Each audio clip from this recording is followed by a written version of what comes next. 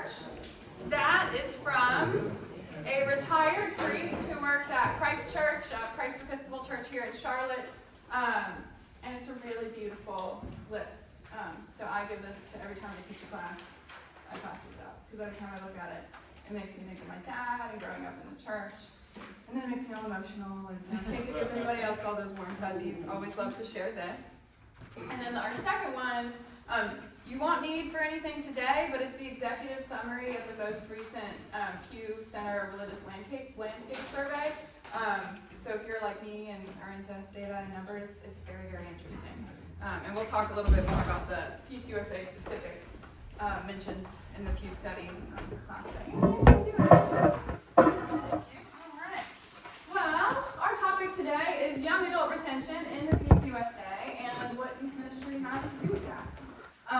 We are in a post-COVID landscape for the church. And that means that there's kind of a blank slate to try new ministry practices that we haven't done before, because we have an influx of new members joining the church that have been unchurched for the majority of their lives, and because necessity has required it. So both of those things mean creativity, innovation. That's really exciting. And the purpose of that creativity and innovation goes to addressing two main challenges, at least in my little youth ministry sphere. Retention challenges. Every mainline Protestant denomination, pretty much every denomination right now, is experiencing retention challenges with young adults. So we'll talk about why that is. But what that means then, denominationally, on a national level, is if this is a problem across the country, a pervasive problem that we've had for decades, which we know to be true, over time, that means budget constraints in all practicality. Is nationally, as membership declines, giving declines, the ability to staff Presbyterian General Assembly and all of those things also declines. So it forces the church to be more creative on our own because we have less coming from the national level. That's not ideal, but that's just how it works. It's not to say nothing is coming from the national level. They still offer wonderful programming, wonderful support, wonderful resources, but it looks very different than it has in the past. So, when I went to business school for my grad program, I was really curious about this because this is when all these, y'all remember like the nun group of like the biggest religious identifying group in the U.S. right now is those who are none, who do not have a religious affiliation. Yeah. And so I was like, that's so weird, growing up in a small town Bible Belt. So my first job in the church was with Cross Missions, and I saw how different youth ministry programs can operate because tons of programs of all different sizes, all different strengths, all different congregational vitalities would come to Charlotte.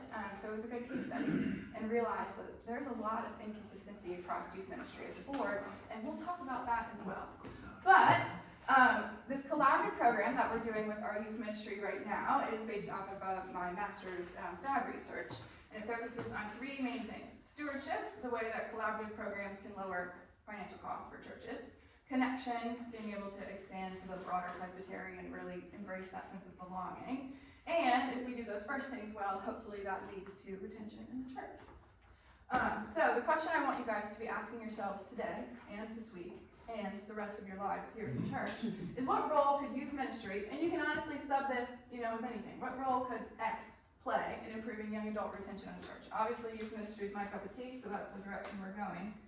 But it's something we need to ask about all that we're doing. So this morning we're going to explore a few key ideas. Young adult retention sometimes gets labeled as like a youth ministry issue of like, oh, well, that was the last touch point in the church, so it's a youth ministry thing, the youth ministry program dropped. And there is significant room for improvement in youth ministry. I mean, that's an important thing to say out loud, because until you say it out loud, you can't do any of that improving, right? But it's a denominational problem. It's a national denominational problem. And the reason it's a problem is because a church without young adults raises questions about congregational and denominational vitality overall, and how much longer can a church sustain, growing over time without young adults. What happens in adolescence and childhood that shapes faith and makes people feel a sense of ownership over their faith? And if we want young adults to remain connected, what types of things are we doing to prime them for that before they even leave our doors and step out into the real world, going into college or whatever their post-grad steps are? And so those big things are children's ministry and youth ministry. So our questions: what's happening to young adults in the church? Where are they going? Where are they? What does this mean for our denomination specifically? How can we adapt youth ministry to be sticky? That's a youth ministry kind of church lingo word of, does your faith last your entire life? So when you hear sticky, that's what that means. And are our current models that we're using equipped to do any of those things? So, to cover all that, we need to zoom out. Okay, so we're using a bullseye sort of metaphor here. When we're digging into the Pew Research study, we're going to start with our denomination specifically, look at mainline Protestants, and then zoom out even further nationally. So we're going to kind of take this in 3 tiers. But to do this, we are using the Pew Research study, and it's awesome. If you haven't read all 393 pages, I do have a copy in my office. It's incredible. The Pew Research Center, they don't exclusively do religious research or religious data collection in the U.S., but that is a big thing of what they do, primarily because nobody else is doing it. The lack of data that our denominations have and the lack of data we have nationally is kind of astounding. Like, if you've got any numbers people in the room, anybody who did stats and Excel sheets, you would just go crazy. Like, there is no data. We only have anecdotal ideas of what's happening, especially on denominational level. So this Pew study, which they do about every 7-ish years, so they began in 2007 when they noticed the lack of data, ran a second one in 2014, and then did this one in 2013, 2024, and this will be what we're working with until they run the next one. But it's awesome. It has everything you could ever want to know, and it's very well done. Highly recommend. So if you're wondering where any of our data is coming from, it would be that Pew study, and what you have in front of you is the executive summary of that 300 and some pages. Okay, so we're about to look at this next slide, and I don't want you to be discouraged. It looks discouraging, but just bear with me, okay? All right. Mine's going the wrong way. So, who's heard this before about our membership decline we're currently experiencing in our denomination? And yeah, raise your hands, because there's a lot of people that do not know this is happening. Okay, yeah, so it's on your radar. That's awesome. I've actually never seen that many hands raised. We've got a very active Presbyterian church here. That's really cool. So, since our peak in about the mid-60s, we had about 4.5 or 4.2 million Presbyterians in our country. PCUSA specific, well, there was different denominational breakdowns in the mid-60s, but what would have been PCUSA until other things happened. Over the course of one lifetime, or 4 generations, we dropped as a church by over 75%. Yeah, wow. Ooh, that's crazy. My dad, born in 61, right around here, saw in his lifetime a huge drop in church membership. I've seen since 97 a huge drop in church membership, and all of us sitting in the room have seen this, right? Who's felt this? Have you guys felt this in the way your Sunday mornings? Yeah. We know, churches close their doors every day. They're being turned into cool, swanky restaurants or, whatever event spaces. But if that's happening in the Bible Belt, imagine what's happening everywhere. So as a devil's advocate to that, though, that statistic is PCUSA. Yes. It doesn't reflect those that have gone to other Presbyterian line churches. Yes. So it's not necessarily a lack of faith. Yes. So. Yes, you are on the right track there. So, yeah, it's not a mass exodus. People aren't just like packing up and leaving. It's a lack of re-engagement from each subsequent generation, whether they're finding other pipelines to go explore. PCUSA needs to recognize that. Yes. And understand the basis for that. One of the things that they like to say is oh, don't panic. Giving is up. But it's not necessarily, and we'll talk about that too. Yeah, so, that's our membership decline. So who is left? Who's in our pews? Well, 72% of our denomination is over the age of 50. That's these 2 guys right here. Right, so we've got 24% are between 50 and 64, and about half of our church, 48%, is 65 or older. Our under 18 group, so this is all of our children and youth, make up about 10% of our denomination. And then those 35 to 49 make up also about 10% of our denomination. And then we get to this one, our young adults, 7%. This, don't panic about the membership numbers. This is what I want you guys to panic about slightly more. We're working with 7% of our denomination as our young adult cohort. Some things that have been done to try to respond to this is to keep pushing up the age of what constitutes a young adult. Yeah, we can put 40-year-olds in that category, that's a problem, but it doesn't address the issue. So sometimes we shift around percentages to make it look different, when really, when we think of the classic young adult population, it's college through before sort of they start starting families, right?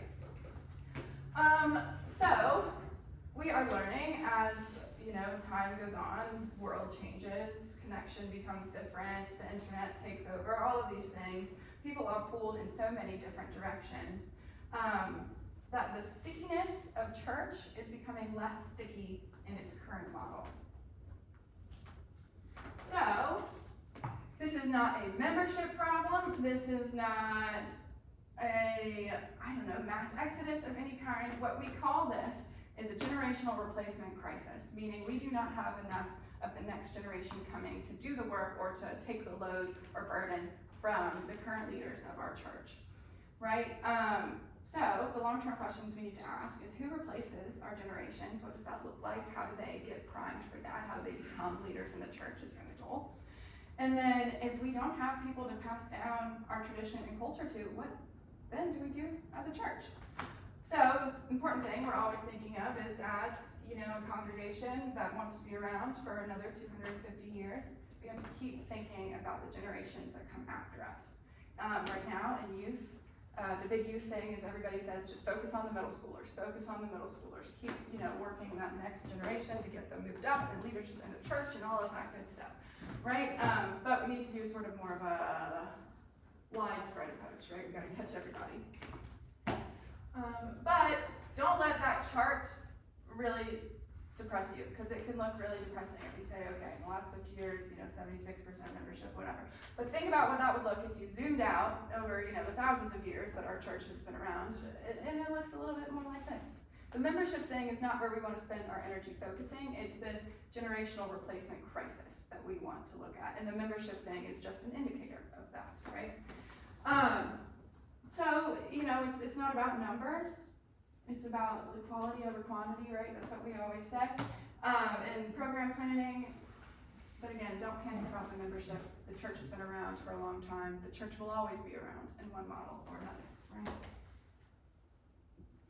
Okay, so shifting landscapes. When the Pew study polled, probably like almost 250,000 people they sent this poll out to everybody from all over the country, every demographic, every corner. They really do a good job of collecting a very, very wide sample.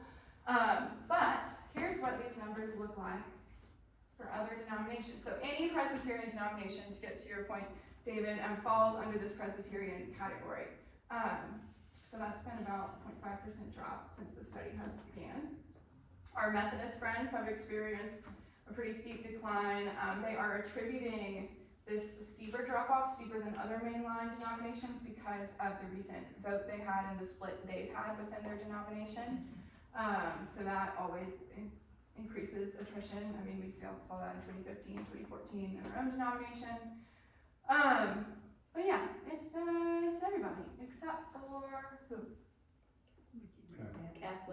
Catholic and non-denominational. Yes, they are growing. Non-denominational Protestants are on the rise. They think. There is no concrete data-informed practice saying this, but the working theory now is because of the non-denominational focus on digital ministry. So social media, Facebook, Instagram outreach, things like that. The non-denominational church has really it kind of wrote the book on digital ministry, and that is something mainline denominations engage with significantly less. I mean, think about our own website stuff we've got going on here. Digital ministry is not a huge focus in the Presbyterian Church, and that's okay. We're a community-based church. What we do is in-person community, and we do that exceptionally well. But we still need to tell people that we do that really well, right? So they live indoors. So But- is Elevation a non-denominational Yes. category? Your mega churches would all fall in this bucket, yeah. And that's another big reason is that they've got all the bells and whistles that really attract people who have grown up unchurched throughout their lives. That may be some red flags if somebody grew up in a mainline tradition, might be set off in a non-denominational church around like practices like stewardship and some other things like that. That if you have not grown up in a church, might not rub you the same way. That's why I always say we need a rock man. Yeah, rock band, that really You always gets say the that. crowds. It does. Anything with the drum set. We got rock. Yeah. So the Pew study did include two of our, sub-denominations in our PCOS or, Presbyterian umbrella. So we've got our main line, we've dropped by just a bit. Not terrible. We don't need to, focus too much on that. But compared to the PCA, who's actually grown a little bit. There's also some research that indicates that in more conservative political climates, people tend to attend church at a higher rate. And when things kind of, as the political pendulum swings, things kind of go, attend a little bit less when it's more like a liberal or progressive candidates, and then in tenser and more conservative political climates, attendance tends to go up. Non-denominational, Catholic. The Catholic denomination has always sat between 18 and like 23% in national data forever, since the beginning of our country. So that is consistent and has remained the same. I would probably imagine this might even pick up slightly since Pope Leo has been installed. It's kind of reinvigorated the Catholic Church in a lot of ways. In Charlotte, anecdotally, people say that the membership is quite up in Catholic congregations. So, mainline and Protestant, or evangelical and mainline Protestant. So we're down a little bit. Even evangelical Protestants are down a little bit, but not as much as we are. And it's always important to consider what impacts white congregations, impacts congregations of color, twice as hard, and especially in terms of giving and membership numbers. That hits our black congregations exceptionally hard, especially in our own Presbytery of Charlotte. So y'all know we had our Charlotte Presbytery of Charlotte, and then the Catawba Presbytery, which are the black congregations in our presbytery, merged in the 80s. But for a long time, we were two standalone presbyteries. We're merging, still working on a lot of that racial reconciliation work. But it's important to consider, as our churches struggle, white congregations that are historically very well resourced, what does that mean for our neighbors, and how can we, extend some of our extra resources to support them in any way we can. So just something to consider. All right, so what's happening to those young adults? Where are they going if they are not staying in the church? Well, 59% of Americans who attended religious services at least once a month growing up do not attend church regularly as adults. So 46% of the sample said that they grew up affiliated with some sort of Protestant tradition in some way. But only about 40% of those people still go. So 6 in 10 have shifted to maybe being like a C&E, Christmas and Easter, or even less than that, or just not really being a mainstay in their life. So we're seeing that even folks who grow up in the church don't stay engaged with the church. So our line of questioning then here is, well, how are we engaging with these people? What was the last touch point did they have before church? Likely it was youth ministry, because that's kind of how our mainline denominations sort of structure ourselves. And where did we miss the mark? So where are they going? They're going two main places. One, nowhere. They're just tapping out entirely. They're saying, I'm done. Sorry, Sunday mornings are really busy. I work a lot. I can't lose that time in my life. If I didn't work at a church, I might say that way more often. Sunday mornings can be really busy. We know that that's a thing. And that's what you'll hear is the number one answer is, oh, sorry, I just don't have time for it. It's not that it's not necessarily important to them, or not that they don't feel they have a spiritual life or, sense of faith formation. Just they don't really feel like they need to go to church. Get those things. And then they have joined. The second alternative is if they're like, yeah, I used to go to church, but now I do this other thing. These other things were kind of grouped into social clubs, adult sports, online communities, wellness, gym, therapy, group, that sort of thing.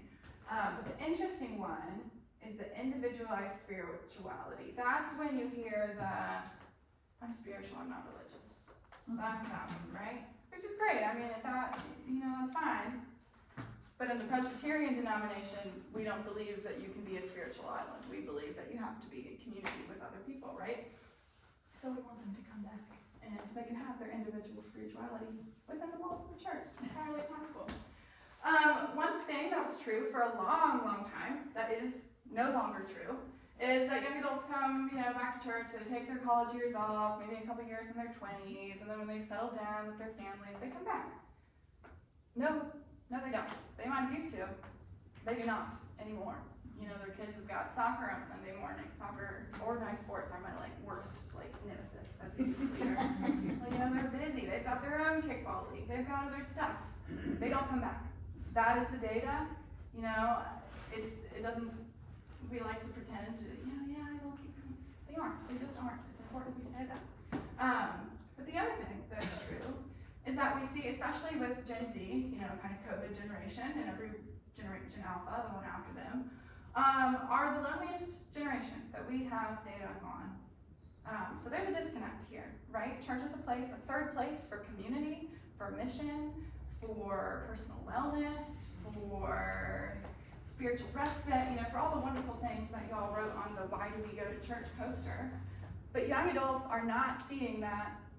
Either, they haven't had those experiences in the church, or they just don't see the church as a hub for those things, which means that somewhere along the line, we missed a mark in educating them, right? And when I say we, none of that is Providence specific. We're actually, I think, quite good at it if you look at, our young adults who come back consistently and volunteer with youth ministry and that sort of thing. But we, as in the larger church, right? We've made church feel like it's an optional thing that you can opt in on whenever you feel like it, and that's just not really how it works, right? So, retention not necessarily a marketing problem, it's a formation problem. So then even if we were to do all that, mega church style outreach, what are they getting when they come here? When they walk through the doors, what are they experiencing? What are they seeing? How does that align with the values in their lives as young adults, right? So, zooming out a little bit more, these are the numbers that have sort of stabilized in the last few surveys. So you can kind of take a look at that. It's on your sheets, but the important one I want you to see is 86%. That's so close to 90, you guys. That's really close. But that's a huge, even, can't round up quite that high.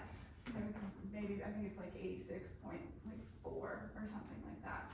That's a huge number of people that even if they're in that none group, no religious affiliation, no, church identity, didn't grow up church, still believe they have a soul, right, or spirit. And then 83 also still believe in God or creator or some kind of universal being, right? So there is potential here. Have you guys seen the data that's Gen Z, they're coming back to church? Have you guys seen any of that? Yeah, well, they really kind of skew the way we read those numbers. They become their own theologians. Yes. And the church they belong to requires nothing of them. Yes. Yeah, that is a big piece of that. It's those numbers. Gen Z is coming back to church is not folks who have not engaged with the church coming to the church. It's Gen Z people who already are members of congregations. It means they go at least once a month, right? So their once a month attendance might be higher than some other age groups, but the number of Gen Zs at church has not changed, likely because of, what are we expecting them to do when they walk through the doors? What kind of commitment are we asking them to make, or do we make to them, right? So, foundation is still shifting a little bit, but the fact that we have not continued to decline in terms of the none group is a promising sign, okay? So we wanna take that as a win, because it is a win. Because for the first time in nearly 20 years, we're looking pretty stable. And again, the more data we have, the more we can zoom out and see like what is the actual like urgency of this issue. And if we continue to be leveled off, then we can kind of take out, you know, some of that panic slightly and be like, where can we reuse this energy? So patterns beneath the surface. So women have always been the more dominant religious group, especially in terms of attendance and church labor. I remember one time when I was growing up in church, like somebody made a joke of like, oh, if there aren't women in the church, who's going to teach Sunday school? And people like kind of giggled at that. But like, yeah, who would teach Sunday? You know what I mean? Like, who? Because nobody, you know, people aren't lining up out the door to do these things. So that's a huge deal, actually. It's a wonderful thing. And, you know, as the Southern Baptist Convention has made that terrible, awful, theologically horrendous decision to bar women in leadership and teaching roles, we're seeing a huge attrition in the Baptist denomination as well. It was, you know, kind of going like start. Even in our own city of Charlotte, Myers Park Baptist, have y'all seen the news that they have left the denomination entirely? So they have no longer Myers Park Baptist and are now Myers Park Covenant Church. Their polity and everything will stay the same, but, you know, it's interesting. So, you know, it's no secret that Sunday morning, Martin Luther King famously said that Sunday morning is the most segregated hour in America. That still very much rings true. With the exception, really, of these kind of mega churches and non-denominational churches, mainline Protestant denominations remain very, very racially segregated and racially homogeneous. Political ideology, immigration, the majority of new immigrants that come to the U.S. Identify as Christian and practice and have higher attendance than folks living in the United States. So that's kind of an interesting thing. That attendance, other countries, has not dropped the same way it has in the United States. So, who knows what that's about? I don't know, we don't have data, maybe one day we will. So what does youth ministry have to do with any of this, right? So we've already established the religious landscape has changed. The young people's relationship with institutions have changed. They don't see it as a priority necessarily. They don't see it as a weekly sort of commitment. And I think, you know, anecdotally in my life, that really rings true. Obviously, I'm a pretty religious person working here at the church. All 9 of my cousins grew up in the Presbyterian Church here in Charlotte. I'm the only one that goes to church, you know? It's just things that have just really changed.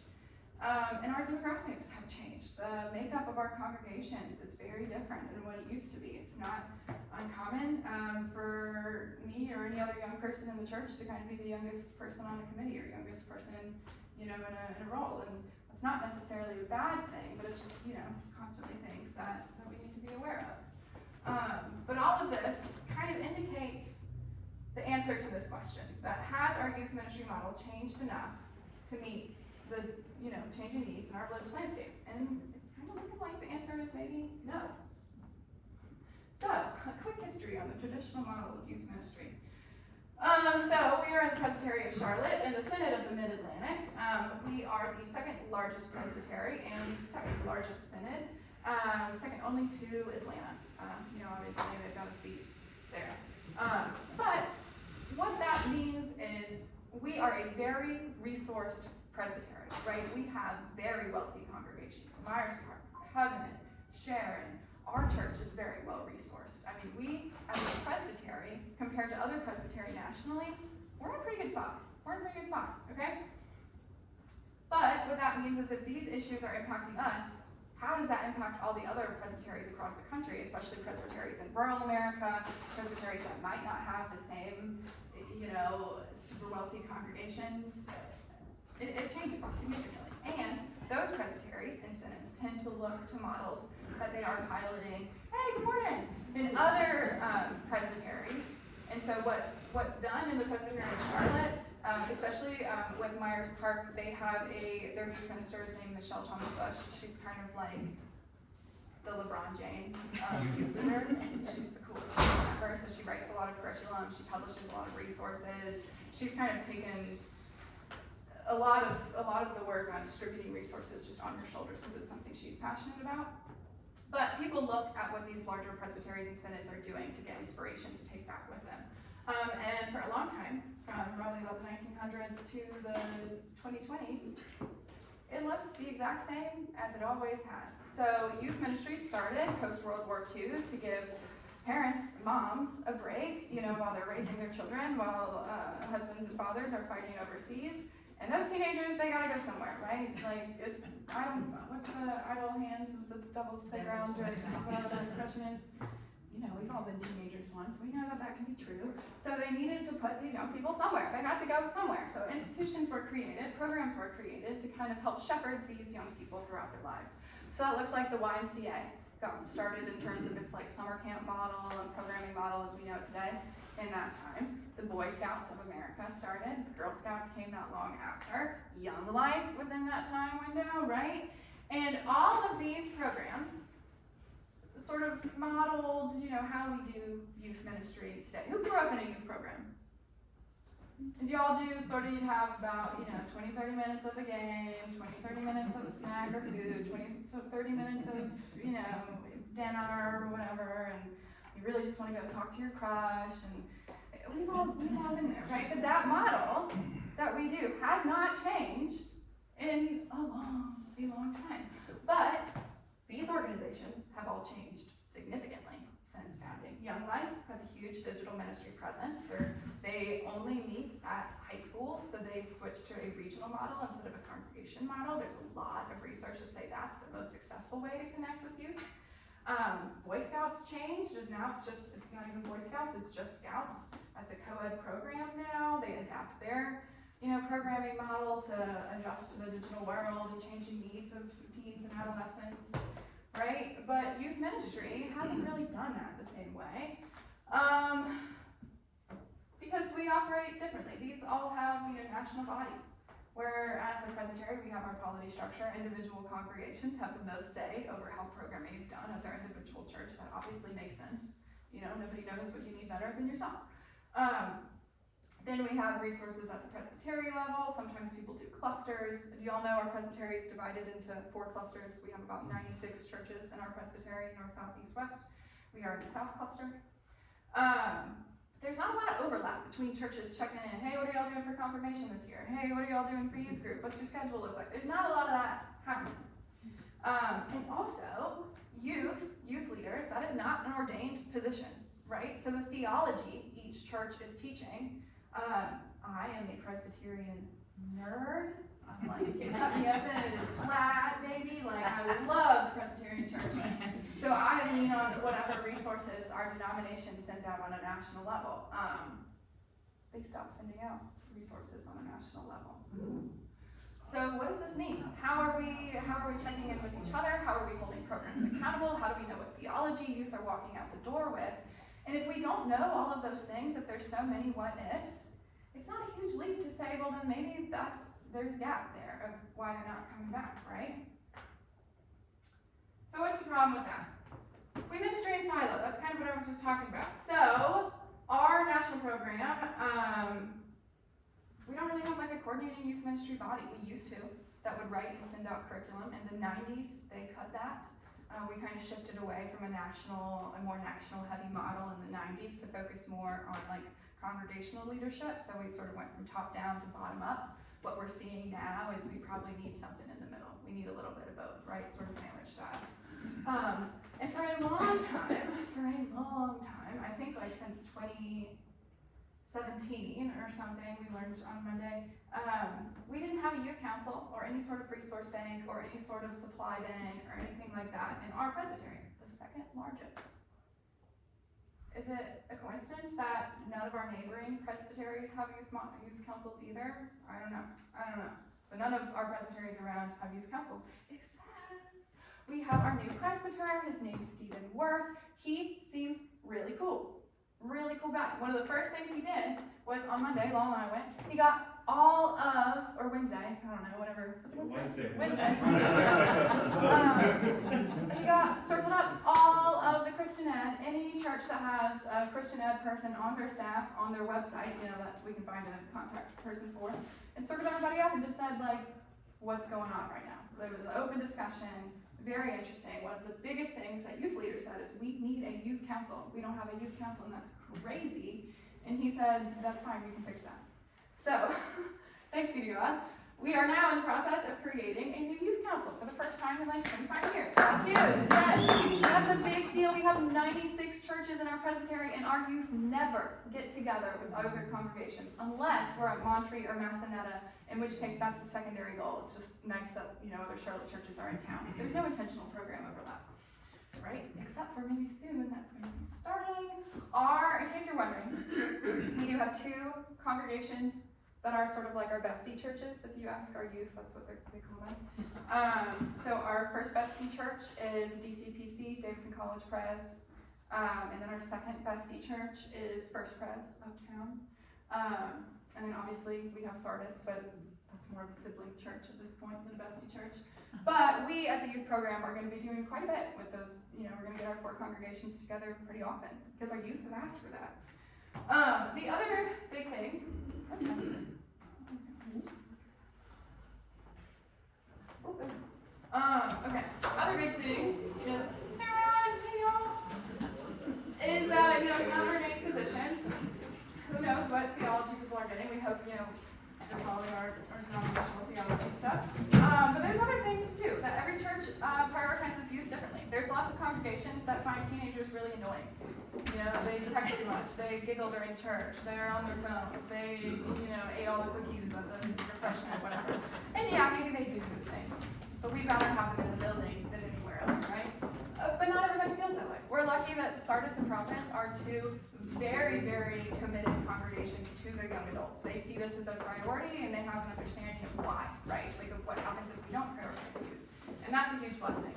But for example, Monterey is about $600 a youth, right? We don't ask our families to pay all of that because if you have 2 kids, $1,200 for a summer, that's crazy. But we supplement a lot of that as a congregation. There's tons of churches that can't do that, right? Like, so if youth aren't prioritized, they likely don't have much of a budget. They might not have youth staff. Maybe they have like a couple volunteer, parents or a couple volunteer folks in session that jump in from time to time. But every youth program looks so different, and there's no sort of national understanding of how that impacts. We have very little data for what that actually means in practice. Once folks graduate from high school and go out in the world, we don't really know how our youth ministry impacts that, right? And then staff turnover. This is a big one. Again, we can't say that for certain because we don't have the data that this is impactful, but I can only imagine that this is incredibly impactful. So an average youth, we get 7 years with them, from 6th grade to 12th grade. They have 2 to 4 youth leaders in their 7 years. That's a huge turnover. And actually, if we want to break that down even more, at least, I think it was 18 months of that 7 years, they would have no youth leader whatsoever, and it would be volunteer-led.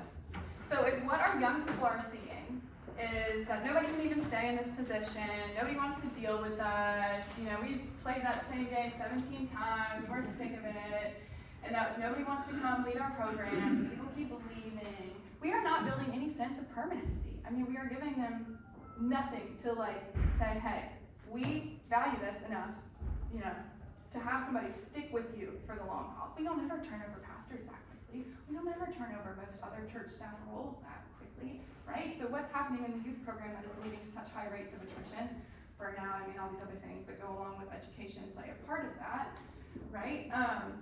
But it hasn't always been that way.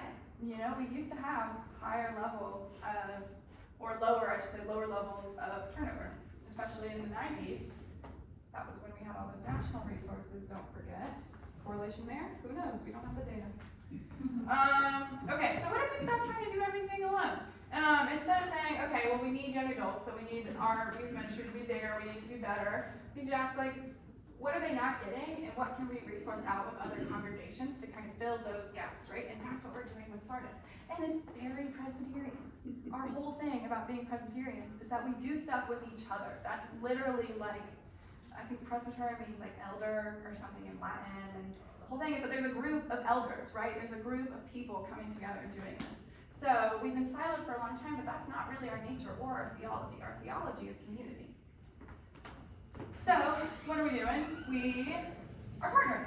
That makes a huge difference. That makes a huge difference in terms of volunteer burnout, in terms of what each church needs to provide, in terms of how expensive our ministry programs are to run, in terms of what we can offer people. If we split all of our costs, man, sky's the limit. For example, this fall, we are going to Colorado with our middle school youth to do an Earth Care stewardship trip. That's going to be so cool. We're taking our high schoolers to Peru. We haven't been able to do this forever.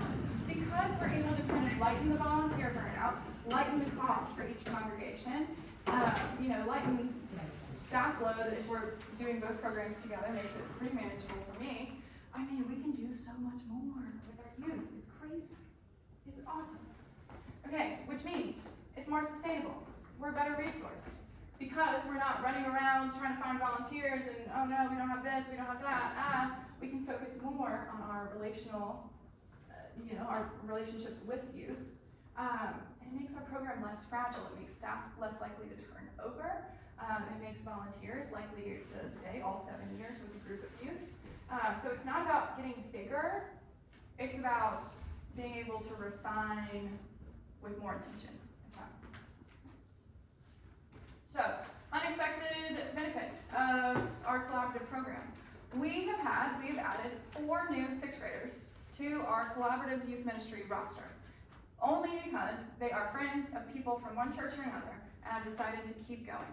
And I've talked with each of these families, as they join our youth ministry, because gotta get that, waiver and health insurance copy from their parents. But one of the questions I ask is what made you want to join now? Why did you want to join now? And all 4 families, this was not something that we anticipated, this was not something that came up in my graduate research, this was not something we thought of, but the Spirit worked through, thanks be to God, that they said they would really have been very curious about church for a long time, but were too intimidated to kind of walk into any one church. It's scary to walk into a church you've never been to. And everybody is a community. There's so much about, church is a community. And you don't want to be that one person who's not in the group. That's a terrible feeling, especially in adolescence. That is that will stop a teenager from doing anything. And so by, kind of taking off the SARS hat and taking off the Providence hat and just having a kind of brand neutral youth group hat, it's taken that barrier down for a lot of kids, which is really cool. So, what is sticky? We've spent a lot of time talking about what doesn't stick. What actually does stick? So, data indicates there's this guy named Jason something. He has a blog called The Religiverse, which I'll send out to y'all after this. But he collects all of whatever religious data is available for any denomination, any religion, synthesizes it, and then sends out a weekly report. It's really, really cool. But there are a few things that indicate, this is what young adults are looking for, and this is what we can start implementing in our youth ministry program, because we don't have to spend so much time panicking about, program logistics, right? Is other Presbyterian youth. They want to know what other churches are like. What's it like to walk into another congregation? If they only ever walk into Providence, it's going to be really intimidating for when they're older and move cities to, walk in and then drop their kid off at the nursery. That's going to be really nerve-wracking. So if they have experience, going into any and every church in Charlotte, that's not going to be nearly as scary. Other adults, oh my gosh, we always love to talk about how teenagers, they're rude, they don't like to talk to anybody. That maybe is true outwardly, because it's hard to be a teen. But they love building relationships with other adults. Intergenerational relationships. If you think, I'm too old for youth ministry, that could not be more untrue. These teenagers love talking about, if you tell them about, having to, do your, in Montreal we were talking about how I used, a regular calculator for, the SAT. They thought that was hilarious. They thought that was so fun. A calculator. But they want to ask questions. They want to know what things were like when you were growing up. They want to know what's changed. They love this. And they might be too intimidated to ask you the first time or the second time you're in the room. But if they know you're going to keep showing up, they will ask you. Probably the craziest questions you've ever heard. Dave, you heard in Montreal? The weeks Cindy and I spent in Montreal, I learned more. And it was a true eye-opening experience. Yeah, they love talking with people. And sometimes you gotta kind of corner them to get them into that. That's okay. They had to do that to us too when we were teenagers, right? Other congregations motivations, talked about that one. Family and culture. We forget this one. We are Presbyterians. We are passing down hundreds of years worth of tradition, hundreds of years worth of litany, hundreds of years worth of the culture that enriched our parents and that enriched our grandparents and that we hope will enrich our children and their children, right? It's more than just, oh, I go to a church. It's not a social club. It is an identity aspect. It is who you are. We are culturally Presbyterian. That means things.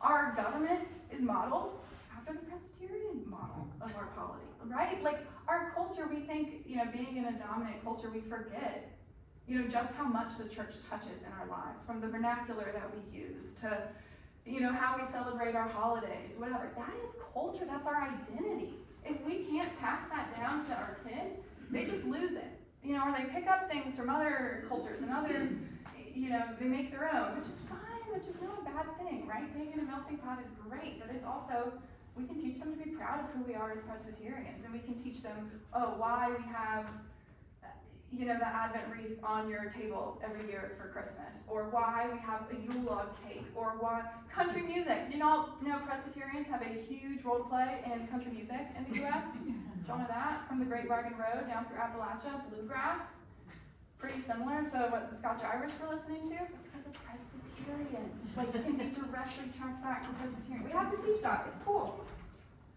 All right. So, these are things we're trying to work on implementing to kind of fix some of that retention problem. It's not about names. It's not about numbers. Attendance is not formation. It doesn't really matter. I mean, it does, right? Because we're people and numbers are measurable and we like that, right? But it's about quality over quantity. And so it's really more on the strength of our programming, right? That's what we want to look at. And we want our programming to address these things. Our cultural ownership, what we believe, why we believe it, why we celebrate these things, grace, forgiveness, that's huge, reconciliation, all these things that we learn in church, these are lessons that we're going to be pulling back into youth group. So our curriculum this year is modeled off of the Why We Go to Church document. Each week we are sort of tackling one of those bullet points, so it's really fun. Yeah, service and worship, right? We need that. We need that in our lives. Success doesn't look like attendance. Success looks like our being able to answer these questions. Do they practice Christian community ideas? Do they have space to practice, living out what it means to be Presbyterian in the world? How do they know not to make fun of that kid? How do they know to ask so-and-so to sit with them? They need that space, that laboratory space, to just practice some of those things. That's really what youth group is, right? Youth group is not biblical education. We do that during the Sunday school hour. Youth group is a chance to practice being Christians in the world. Do we know them? If you see them, do you call them by their name, or do you just let them walk past? Because even if they don't know you, if you know them and you say, hey Jordan, hey Katie, hey Molly, they're going to remember that. They really will. They actually tell me what adults they know and what adults they don't know, right? They're tracking y'all, whether you know it or not. Do they know how to practice their faith outside the church? Can they still be Christians when they leave our building? Is it their church? Do our youth, especially our high school youth, feel very strongly that they are owners and participants and have a say in this church? That is a huge win. That is a huge win, right? That's big.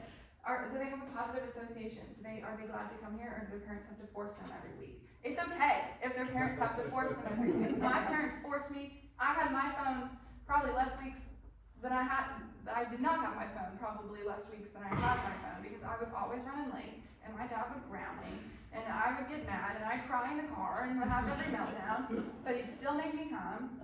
And look, here we are. We survived. This is the big one. There was a big survey that came out this week that said, do pastors even know their names? We're almost done. So sorry. If pastors know their names, it was huge. It was 92%. They are more likely to stay in the church as adults. If pastors know them and they know their pastors know them. Our pastors know our youth. Okay. Trusting the seeds we plant. Trusting that the Spirit will continue to work through this. That we know what kind of our priorities are. We're going to keep leaning into them. We're focusing on relationships, belonging, engaging with faith, and asking questions about their faith. And homework. Okay, this is the part for y'all. I want you to go to somebody in your life, whether they go to church, they don't go to church, whatever. And I want you to be willing to be vulnerable. I cry whenever I answer these questions, right? Be willing to just put all your cards on the table, and here's what gets me here every week. Here's what this does for my life. Here's where I would be without this church. This is why I show up week after week. A lot of times, we think that this is just common knowledge. We think that our loved ones just know these things about us. And they don't. They don't know. Like, I was so sad for a long time because my husband grew up in Brazil, and he's culturally Catholic, never really went to church. And I hated going to church by myself. I hated it. He never knew that I hated it because I never explicitly told him. I just assumed he would know that I didn't, that I didn't like going by myself. When I told him that, we had this conversation, and it was probably one of the most meaningful conversations I've had in our relationship. Like, I felt so heard and seen, and I realized that, like, I was just assuming that people knew this stuff about me or about why I do what I do.